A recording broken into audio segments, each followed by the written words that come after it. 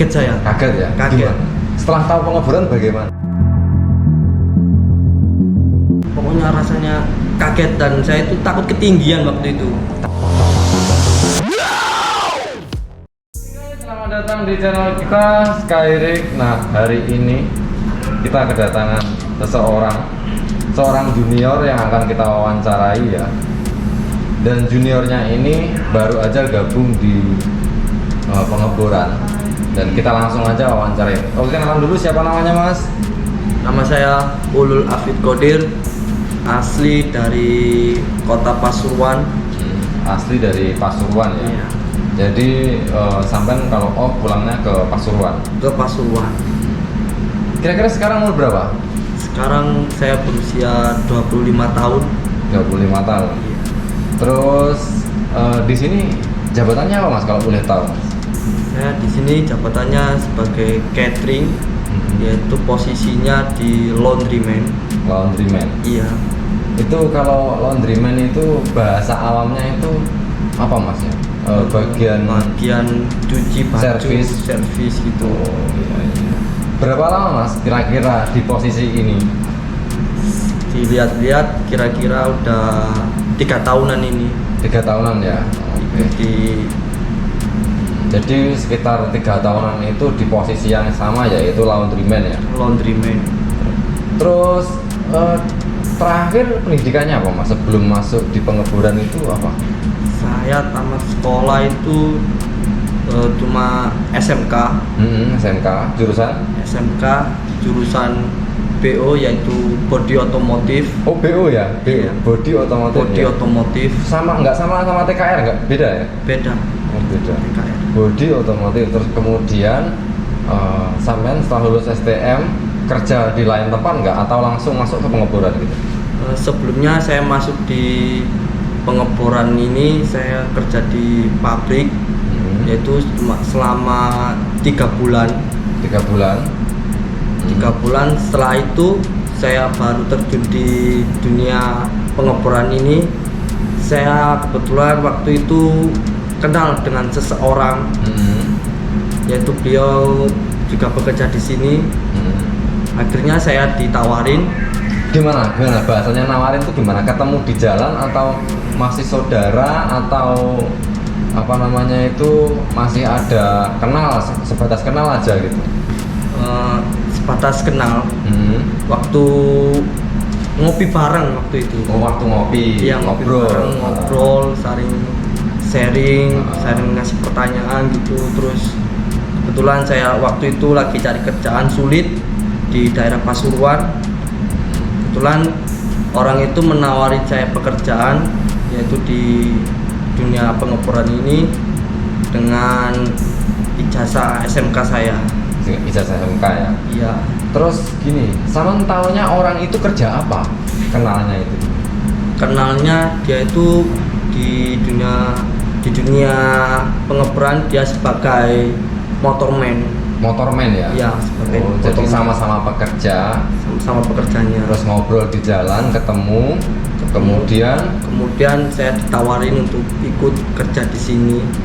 Tapi sama percaya nggak sama beliau itu saat nawarin itu pertamanya percaya nggak kalau sampai bisa diajak join ke pengeboran itu percaya nggak sampai? Waktu itu saya agak mikir-mikir juga apakah saya bisa kerja di sini dengan orang yang tidak saya kenalin telah menawari saya kerja di sini. Begitu saya pikir-pikir antara mau dengan tidak, saya beranikan diri dan ingin mencoba ya? Iya, ingin mencobanya untuk bekerja di dunia pengeboran ini. Terus beliau itu nawarinya itu posisi apa pertama? Posisi di catering, untuk ditaruh di catering crew. Di catering crew? Iya. Sama belum tahu catering itu apa, belum tahu ya? Belum tahu kalau soal catering itu crew. Seperti apa kerjanya juga belum tahu ya? Belum tahu. Tapi yang saya tahu kalau catering itu kan kalau di darat ini kan sebagai pembantu masak-masak gitu, kan membuat makanan. Saya tahu itu kalau di darat. Kalau di dunia pengeboran ini saya belum tahu, makanya saya tanya-tanya terus Akhirnya saya dikasih tahu kalau catering crew itu sebagai juga seperti itu, membantu-bantu kayak membersihkan gitu. Servis ya. Enggak. Servis. Sampean itu waktu ditawarin itu tahu nggak kira-kira rate gajinya berapa, dikasih tahu nggak? Kebetulan itu dikasih tahu, cuman sampean gimana tanggapannya? tanggapannya ya cukup menarik kalau Cukup menarik ya? gaji segitu itu Nah. bisa membiayai adik-adik saya sekolah. Itu usia sampean waktu 22 tahunan ya, sekitar itu ya? Iya, waktu 22 tahun lulus SMK itu, waktu lulus sekolah itu. Setelah kenal, maaf ini saya potong. Setelah kenal, terus kemudian sampean itu join ke REK itu butuh waktu berapa lama? Waktu itu butuh waktu kalau nggak salah 5 bulanan. 5 bulan nunggu ya? Iya, 5 bulan menunggu. Sertifikat buset? Sertifikat buset itu di latihan dulu, ini pembuatan di Jakarta. Enggak, maksudnya sama biaya pribadi. Oh, waktu itu biaya dari orang kantor, Oh, orang kantor ya. Iya. Jadi yang biayain memang perusahaan ya. perusahaan dulu, Sama medical juga perusahaan ya. perusahaan. Oke, terus kemudian sampean dipanggil. Terus sampean pertama kali dapat panggilan itu gimana? Rasanya gimana? Waktu itu saya kaget kok saya dapat email dari PT Migas dari Surabaya sini.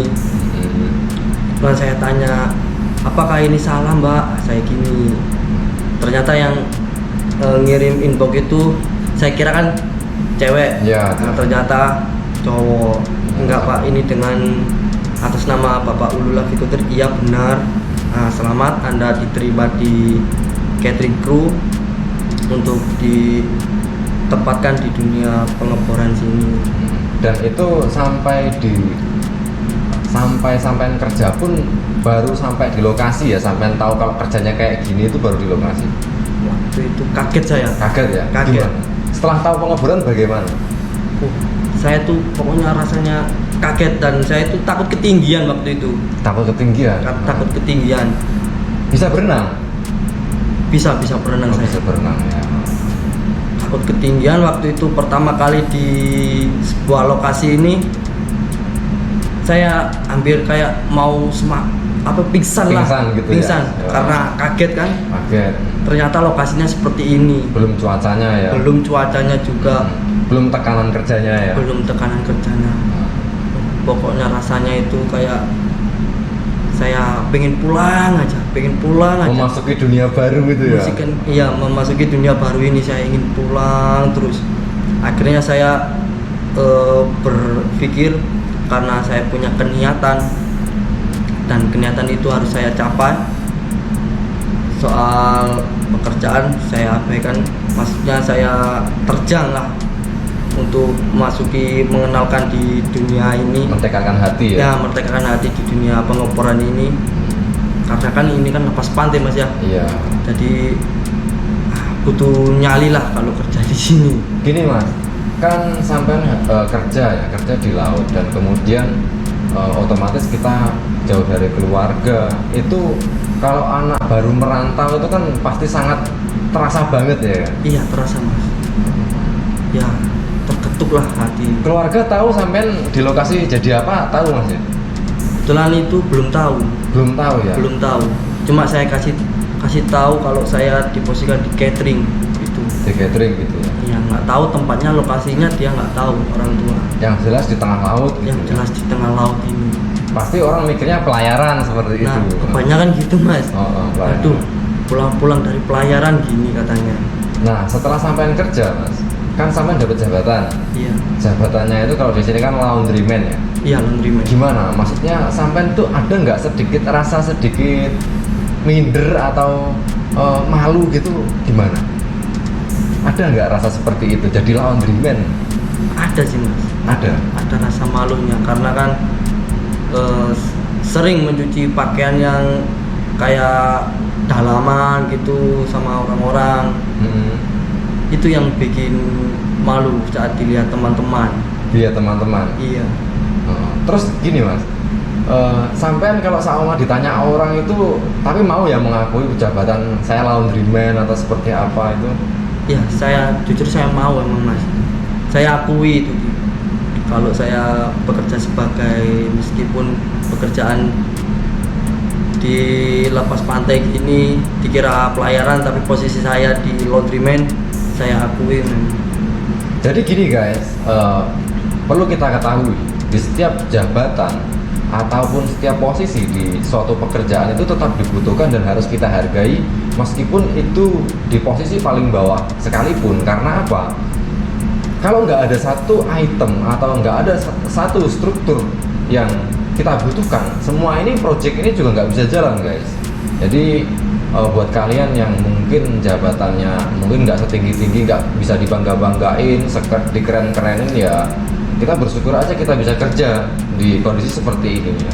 Oke, lanjut Mas Ulul. Siap. Nah, untuk pengalaman jadi laundryman, kan di pengeboran lepas pantai itu juga pernah ada pekerja itu cewek mas. Iya. Nah, saya pengen nanya, pernah nggak nyuci dalemannya? Wah, kalau itu sih ya, kalau mau saya sebutin saya malu sendiri. Saya Nggak, malu. kan gini mas, dari laundryman itu kan bukan kok di kucek-kucek kan enggak, Iya. kan semua pakai mesin. Pakai mesin. Iya kan, dan kita mungkin cuman apa namanya itu memilah-milah dan juga memilih ngasih ini ya kan, marking seperti itu kan, nggak langsung hand to hand ya, Nggak manual. nggak manual. Pernah ya mas? Ya pernah sih mas. Oh. Waktu itu pernah saya mencuci dalaman seorang perempuan, tapi itu di dalam bungkus kayak tas kecil lah, tas kecil, dan seletingnya itu dikasih apa itu, kabel tis. Oh, tirap itu ya, tirap. Nah, rapet gitu, jadi kan nggak bisa dibuka. Nah, jadi saya penasaran ini tuh apa gitu, Iya. kok ada di sini itu. Nah, kebetulan Itu diantar di laundry room, diantar sama orangnya sendiri, dan dia bilang, mas, face to face ya. face to face, mas nitip ya ini cucian. Oh iya mbak, saya kira cuma pakaian luar aja, ternyata kan ada gitunya. Nah, jadi itu saya penasaran. Setelah orangnya udah pergi, saya penasaran kan. Nah, saya buka itu pakai gunting, ternyata itu daleman ceweknya. Oh, daleman. Dalemannya ceweknya. Nggak, Saya kenapa kaget. kok harus di kabel tis itu, kenapa? Nah, itu mungkin dia Bikin surprise gitu ya. mungkin bikin surprise. Nah, tapi cewek itu ya apa ya, bukannya soal mandiri itu apa ya, dia itu terlalu nekat. Nekat ya? Iya. Mungkin gini mas, saya ingin menengahi. Kita kerja di pengeboran ini itu memang high pressure dan kerjaan kita itu 12 jam. Iya. Jadi mungkin ya mbaknya itu udah capek banget, nggak ada waktu buat nyuci. Kalau nyuci pribadi ya dengan manual itu butuh waktu sehari buat kering. Iya. Mungkin dia udah nggak sempat, mungkin loh ya. Iya kan? Karena kan harus ada pengeringnya di sini. Ya harus ada pengering yang biar cepet. Kan kalau dijemur di atas trik juga nggak mungkin. Nggak mungkin Nggak bisa jadi terbang ngebar. malah. Nggak jadi ngebar kita ya kan. Itu jadi berarti sering ya dapat pengalaman seperti itu. Kalau bule gimana mas? Permintaan bule itu masalah cucian rewel nggak dia? Kalau bule itu agak rewel sih mas. Rewelnya seperti apa? Rewelnya dia itu minta dicuciin sendiri. Ada yang kayak gitu, ada yang los bulenya itu. Ada yang minta dicuci sendiri, jangan dicoret-coret, jangan dikasih nomor maksudnya. Dan dia butuh mesin sendiri. Butuh mesin sendiri? Iya, buat nyuci. Private gitu ya? Iya, private. Oh, seperti itu. Kalau ini mas, pelayanan sampean kan bekerja dan ini di bagian ini ya apa namanya, barang yang kita pakai Iya. dan banyak orang ya. Ada nggak pernah dapat reward ataupun dapat hadiah kalau orang itu senang dengan kerjaan sampean? Sering mas, kalau saya dikasih sama orang itu sering. Kadang saya diminta dicuciin, dan ini baju buat pulang, dan dia minta jangan dikasih nomor, dan saya cuciin. Begitu saya cuciin, saya kasih pewangi, saya lipat dengan rapi dan saya kasih ke orangnya. Terus sama orangnya saya pernah dikasih uang, itu kan jenis tip, uang atau itu jenis rokok, cuma itu aja mas. Oke mas, pertanyaan terakhir. Iya.